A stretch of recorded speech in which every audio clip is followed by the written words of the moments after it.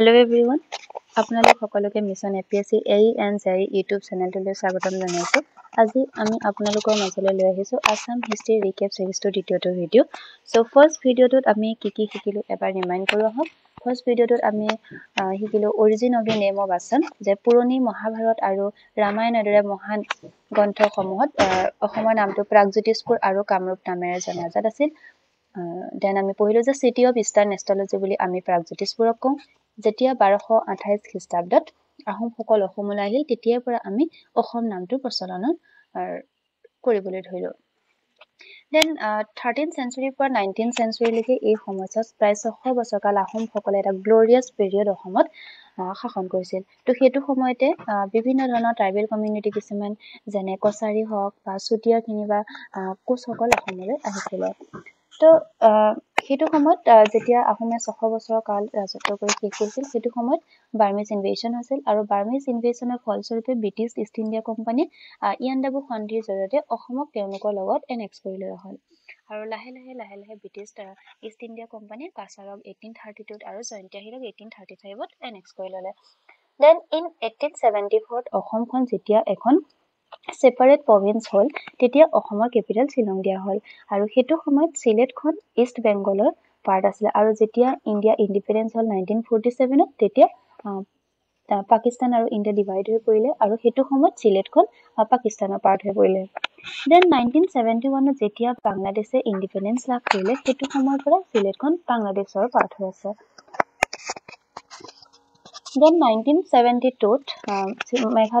মেঘালয়খনে যেতিয়া এখন ৰাজ্যৰ মৰ্যাদা পালে সেইটো সময়তে অসমৰ যিহেতু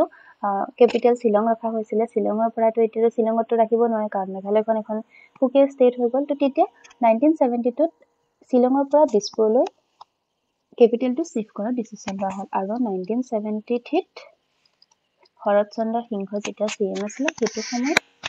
শ্বিলঙৰ পৰা দিছপুৰলৈ কেপিটেলটো শিফ্ট কৰা হ'ল। দেন এনচিয়েন্ট এৰাটোৰ বিষয়ে আমি কেতিয়াৰ পৰা পঢ়িবলৈ পাওঁ 4th century আৰু সেইটোৰ বিষয়ে অৰ্থাৎ কামৰূপা কিংডমখনৰ বিষয়ে সমুদ্ৰগুপ্তৰ ইনস্ক্ৰিপশ্যনত এলাহাবাদ পিলাৰ প্ৰচেষ্টাত উল্লেখ আছে। আৰু মেডিয়েভেল এৰাটোৰ বিষয়ে ক'ত উল্লেখ আছে? কানাই বৰশীবৰ যিখন ৰক ইনস্ক্ৰিপশ্যন হয় তাত 1228 খ্ৰীষ্টাব্দত যে বক্তৰ শিল্পীয়ে অসম আক্ৰমণ কৰিছিলে সেইটোৰ কথা উল্লেখ আছে। দেন 1947ত ইণ্ডিয়া যেতিয়া ইণ্ডিপেণ্ডেন্স হ'ল তেতিয়া 1950ত অসমত এখন চৰকাৰ গঠন কৰিলে। তো সেইটো সময়ত ফাৰ্ষ্ট গভৰ্ণৰ অফ ইণ্ডিপেণ্ডেণ্ট আছামৰ কোন আছিলে? ছাৰ মোহাম্মদ ছালেহ আকবৰ হাইদৰি আৰু চিফ মিনিষ্টাৰ আছিলে গোপীনাথ বৰদলৈ। তো গোপীনাথ বৰদলৈ যেতিয়া CM হৈ আছিলে সেইটো সময়ত গুৱাহাটী ইউনিভাৰ্চিটি, গুৱাহাটী হাইকোৰ্ট আৰু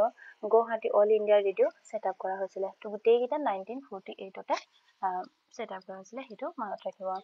দেন গোপীনাথ বৰদলৈৰ মৃত্যুৰ পাছত ছেকেণ্ড CM হ'ল বিষ্ণুৰাম মেধি। তো বিষ্ণুৰাম মেধি 1950 পৰা 57লৈ আছিলে। তেওঁৰ সময়ত কি হৈছিলে ফাৰ্ষ্ট 5 year যিটো প্লেন আছে সেইটো ষ্টাৰ্ট হৈছিলে আৰু পঞ্চায়তী চিষ্টেম অফ গভৰ্নেন্সৰ বিষয়ে সেইটো সময়তে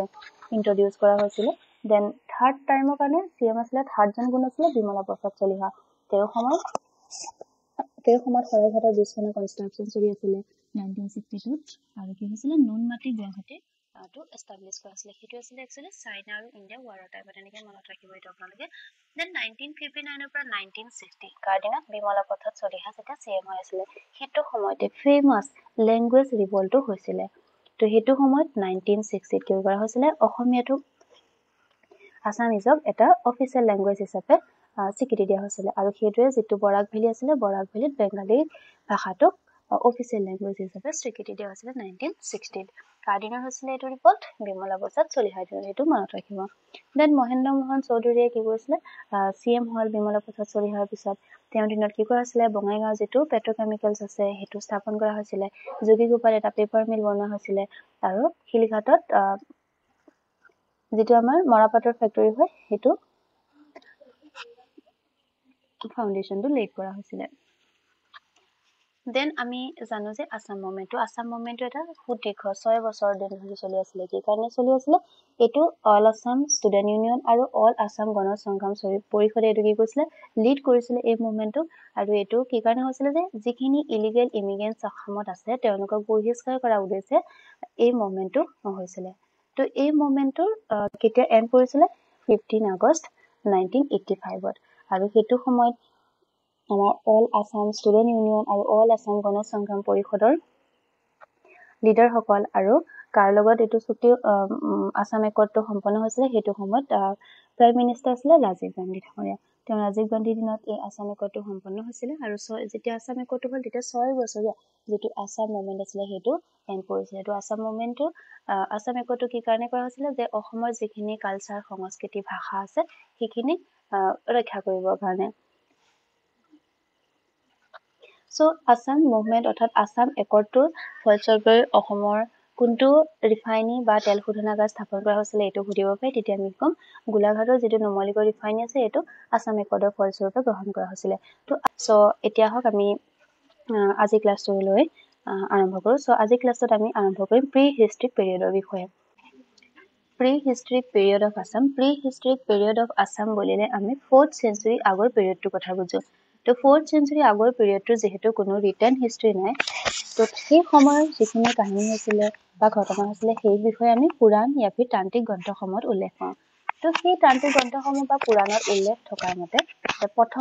অসমৰ প্ৰথমটো আৰু পুৰণি লিজেণ্ডাৰী যোনটো ডাইনেষ্টি হৈছে সেইটো হৈছে দানৱ ডাইনেষ্টি তো দানৱ ডাইনেষ্টিটো কোনে প্ৰতিষ্ঠা কৰিছিলে মহিৰংগ দানৱে প্ৰতিষ্ঠা কৰিছিলে এই মহিৰংগ দানৱ ৰজাজনৰ নামটো কাৰ সৈতে সংগত হৈ আছে গুৱাহাটীৰ মৈৰাং নামৰ এটা পৰ্বতৰ সৈতে এছ'চিয়েট হৈ আছে তো গুৱাহাটীৰ বেলতলাৰ ওচৰত এটা মৈৰাং নামৰ হিল আছে এতিয়াও আছে সেই পাহাৰটোৰ নামৰ লগতে মহিৰংগ দানৱৰ নামটো এছ'চিয়েট হৈ থকা বুলি কোৱা হয় আৰু সেইটো সময়ত সেই মহিৰংগ দানৱৰ ডাইনেষ্টিটোৰ কেপিটেল আছিল মহিৰংগ দানৱৰ পিছত তেওঁ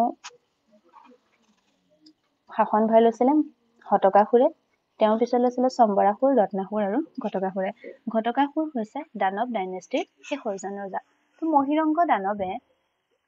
সেইটো সময়ত কিৰাতা চিফ বুলি নিজকে উল্লেখ কৰিছিলে কিৰাতা চিফ মানে কোন হ'ব নন আৰিয়ান সকলে কিৰাতা চিফ ৱৰ্ডটো ইউজ কৰিছিলে সো মহিৰংগ দানৱ এজন নন আৰিয়ান আছিলে এইখিনি ইম্পৰ্টেন্ট তো প্ৰথম দানৱ ডাইনেষ্টিৰ বিষয়ে আমি কি মনত ৰাখিব লাগিব দানৱ ডাইনেষ্টিটো আছে অসমৰ ফাৰ্ষ্ট লিজেণ্ডাৰী ডাইনেষ্টি আৰু কোন ৰজা আছিলে প্ৰথম মহিৰংগ দানৱ ৰজা আছিলে মহিৰংগ দানৱক কিৰাতা চিফ হিচাপে মেনচন কৰা হৈছে কি কাৰণে কাৰণ তেওঁ এজন নন আৰিয়ান আছিলে মহিৰংগ দানৱৰ পিছত হতকাসুৰ সম্বৰাসুৰ ৰত্নাসুৰ আৰু ঘটকাসুৰ শাসনভাৰ লৈছিলে আৰু ঘটকাসুৰ হৈছে দানৱ ডাইনেষ্টিৰ শেষৰজন ৰজা আৰু মহিৰংগ দানৱ যেতিয়া প্ৰাগজ্যোতিষপুৰত শাসন কৰিছিলে সেইটো সময়ত মৈৰাং নামৰ ঠাইডোখৰ কি আছিলে তেওঁ ৰাজ্যৰ কেপিটেল আছিলে দেন সেকেন্ড বংশটো হৈছে ভৌমা ডাইনেষ্টি বা অসুৰা ডাইনেষ্টি বুলিও আমি ইয়াক কওঁ তো সেকেন্ড যিটো লিজেণ্ডাৰী ডাইনেষ্টি হৈছে প্ৰাগজ্যোতিষপুৰ অৰ্থাৎ অসমৰ সেইটো হৈছে ভৌমা ডাইনেষ্টি তো ভৌমা ডাইনেষ্টিটো কোনে প্ৰতিষ্ঠা কৰিছিলে নৰকাসুৰে প্ৰতিষ্ঠা কৰিছিলে কিছুমান গ্ৰন্থত আমি নৰক বুলি কোৱা নৰক বা নৰকাসুৰ একেজনে তো ভৌমা ডাইনেষ্টিটো নৰকাসুৰে প্ৰতিষ্ঠা কৰিছিলে নৰকাসুৰৰ পিছত ক্ৰমে ভগদত্ত পুষ্পাদত্ত আৰু প্ৰজদত্তই শাসনভাৰ গ্ৰহণ কৰিছিলে তো নৰকাসুৰে হৈছে প্ৰাগজ্যোতিষপুৰৰ প্ৰথমজন ৰজা জনে কি কৰিছিলে আৰিয়ান কালচাৰটো প্ৰাগজ্যোতিষপুৰত অৰ্থাৎ অসমলৈ আনিছিল কোনটো কালচাৰ আনিছিলে আৰিয়ান কালচাৰটো অসমলৈ অনা প্ৰথম ৰজাজনে হৈছে নৰকাসুৰ সেইটো আপোনালোকে মনত ৰাখিব তো নৰকাসুৰৰ বিষয়ে আমি ক'ত উল্লেখ আছে কালিকা পুৰাণত উল্লেখ আছে কালিকা পুৰাণখন 10th centuryতে কি কৰা হৈছে কম্প'জ কৰা হৈছে যোগিনী তন্ত্ৰত তেওঁৰ বিষয়ে উল্লেখ আছে কেতিয়াবা কোৱেশ্চন আহে যে নৰকাসুৰৰ বিষয়ে কোনখন গ্ৰন্থত উল্লেখিত আছে তেতিয়া আমি এইটো মনত ৰাখিব কালিকা পুৰাণ আৰু যোগিনী তন্ত্ৰ তো কালিকা পুৰাণত উল্লেখ থকা মতে নৰকা বিদেহাৰ ৰজা জনকৰ পুত্ৰ আছিলে তেওঁ যেতিয়া ডাঙৰ হ'ল তেতিয়া তেওঁ প্ৰাগজ্যোতিষপুৰলৈ পঠোৱা হ'ল আৰু তেওঁ প্ৰাগজ্যোতিষপুৰত আহি ঘটকাসুৰক তেওঁ হত্যা কৰিলে আৰু হত্যা কৰি তেওঁ নিজৰ কিংডম কোনখন ভৌমা ডাইনেষ্টি তেওঁ বা অসুৰ ডাইনেষ্টিটো তেওঁ প্ৰতিষ্ঠা কৰিলে আৰু তেওঁ সেইটো সময়ত কি কৈছিলে ব্ৰাহ্মণ সকলক প্ৰাগজ্যোতিষপুৰলৈ লৈ আহিছিলে লৈ আহি পেলাই তাতে তেওঁলোকক ব্ৰাহ্মণ সকলক সেটেল কৰিছিলে তো সেইটো সেটেল যেতিয়া ব্ৰাহ্মণ সকল হ'ল তেতিয়াই তেওঁ কি কৰিছিলে দেৱী মানে পূজা কৰিবলৈ তেওঁ ৰাজ্যখনত ষ্টাৰ্ট কৰিছিলে কিন্তু লাহে লাহে নৰকাসুৰে কি কৰিলে বেদিক যিখিনি গড আছে গডেছ আছে বা যোনখিনি মানুহে বিষ্ণু ভগৱানক বিশ্বাস কৰিছিলে সেই পিপলখিনি তেওঁ লাহে লাহে তেওঁ অপ্ৰেছ কৰিবলৈ ধৰিলে তেওঁ এই কাৰ্যখিনি দেখি শ্ৰীকৃষ্ণই কি কৰিছিলে তেওঁ এটেক কৰিছিলে আৰু এটেক কৰি তেওঁক হত্যা কৰি পেলাই তেওঁ ভগদত্তক সিংহাসনত বহুৱাইছিলে তো আহোমৰ পুৰণি নাম যেহেতু কামৰূপ আপোনালোকে জানে যে কামৰূপ বা প্ৰাগজ্যোতিষপুৰত যিমানখিনি ৰুলিং ডাইনেষ্টি আছিলে সেই গোটেই ৰুলিং ডাইনেষ্টি সকলে কি বুলি ক্লেইম কৰে যে তেওঁলোক নৰকৰ বংশধৰ বুলি কয় আৰু গুৱাহাটীতে আপোনালোকৰ এটো কি আছে এখন নৰকাসুৰ গাঁও আৰু এটা নৰকাসুৰ আলিবিৰি আছে যেটো নৰকাসুৰৰ লগত এছ'চিয়েট হৈ আছে তেওঁ মেমৰি লগত এছ'চিয়েট হৈ আছে তো এতিয়া আমি ভৌম ডাইনেষ্টিৰ বিষয়ে কি কথা মনত ৰাখিব লাগিব ভৌম ডাইনেষ্টিটো হৈছে সেকেন্ড লিজেণ্ডাৰী ডাইনেষ্টি অফ প্ৰাগজ্যোতিষপুৰ আৰু এটো কোনে প্ৰতিষ্ঠা কৰিছিলে নৰক বা নৰকাসুৰে প্ৰতিষ্ঠা কৰিছিলে তেওঁৰ পিছত ভগদত্ত পুষ্পদত্ত আৰু ব্ৰজদত্ত ৰজা হৈছিলে নৰকাসুৰৰ বিষয়ে আমি ডিটেইলছ ক'ত পাওঁ কালিকা পুৰাণত পাওঁ যোগিনী তন্ত্ৰত পাওঁ কালিকা পুৰাণত উল্লেখ থকা মতে নৰকাসুৰ বিদেহা ৰজা জনকৰ পুত্ৰ আছিলে তেওঁ প্ৰাগজ্যোতিষপুৰলৈ আহিছিলে যেতিয়া তেওঁ ডাঙৰ হ'ল তাৰ পিছতে তেওঁ কি কৰিছিলে তেওঁ বাহ্মীণসকলক গুৱাহাটীলৈ লৈ আহিছিলে অৰ্থাৎ প্ৰাগজ্যোতিষপুৰলৈ লৈ আহিছিলে প্ৰাগজ্যোতিষপুৰত তেওঁ বাহ্মীণসকলক সেটেল কৰিছিলে সেটেল কৰাৰ লগে লগে তেওঁ দেৱ দেৱী পূজা অৰ্চনা কৰিবলৈ ষ্টাৰ্ট কৰিলে আৰু লাহে লাহে তেওঁ কি হ'ল বেদিক গড বা গডেছখিনি তেওঁ ইমান এটা গুৰুত্ব নিদিয়া হ'ল গুৰুত্ব নিদি পেলাই যোনখিনি মানুহে বেদিক গড গডেছক পূজা কৰিছিলে তেওঁলোকক অপ্ৰেছ কৰিবলৈ ধৰিলে তেওঁ কাৰ্য কাৰখানাত শ্ৰীকৃষ্ণ ক্ষুণ্ণ হৈ পেলাই তেওঁ কি কৰিলে হত্যা কৰি পেলাই তেওঁ ভগদত্ত কি কৰিলে ৰজা পাতিলে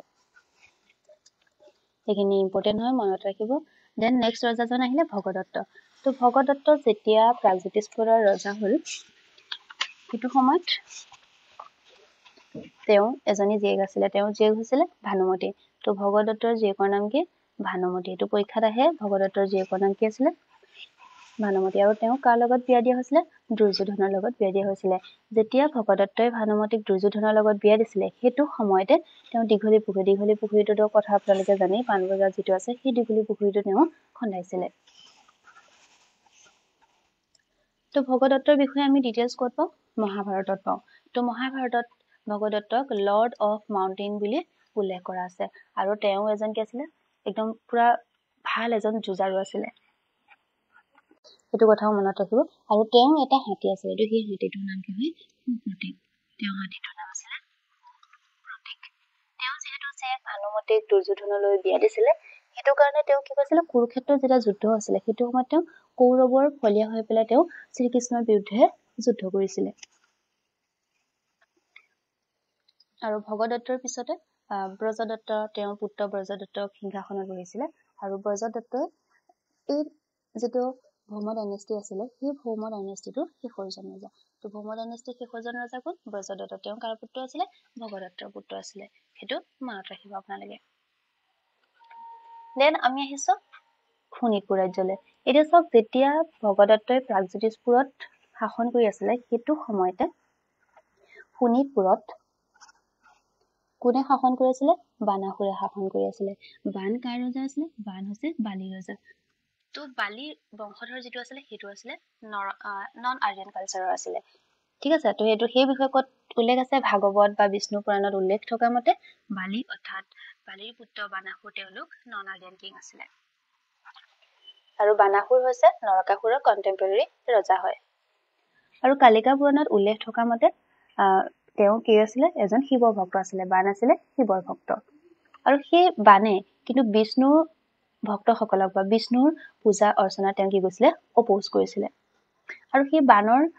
কন্টেক্টত আহিয়ে নৰকাসুৰে কি কৈছিলে আৰিয়ান কালচাৰটোৰ পৰা তেওঁ ডেভিয়েট হৈ গৈছিলে ডেভিয়েট হৈ গৈ পেলাই তেওঁ যি বিষ্ণু দেৱ দেৱী পূজা অৰ্চনা কৰা তেওঁ ৰাজ্যৰ লোকসকলক তেওঁ অত্যাচাৰ কৰিবলৈ আৰম্ভ কৰিছিলে যাৰ ফলত শ্ৰীকৃষ্ণ আহি তেওঁক হত্যা কৰিবলগীয়া হ'ল তো আপোনালোকে সকলোৱে উষা অনিৰুদ্ধ কথাটো জানে তো বানৰ এজনী জীয়েক আছিলে জীয়েকৰ নাম আছিলে উষা আৰু উষাক কোনে বিয়া পাতিছিলে যে শ্ৰীকৃষ্ণ নাতিনীক অনিৰুদ্ধ তেওঁলোকে কি কৈছিলে সিক্ৰেটলি মেৰিড কৰিছিলে তো যাৰ কাৰণে তেওঁলোকৰ এখন কি হৈছিলে হৰিহৰ যুদ্ধ হৈছিলে তো